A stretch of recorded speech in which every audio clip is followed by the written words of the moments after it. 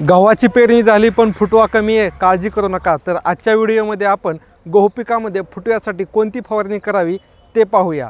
अधिक फुटव्यासाठी आपल्याला कोणत्याही कंपनीचे NPK 1261 75 ग्रॅम, त्यासोबतच आपल्याला सीवीड घटक असलेले बायोविटा 30 मिली, जर का मावा किंवा काय किडीचा प्रादुर्भाव असेल तर यामध्येच आपल्याला क्लोरोपारिपास प्लस सायपरमेथ्रिन घटक असलेले हमला 30 मिली ॲड करायचे आहे।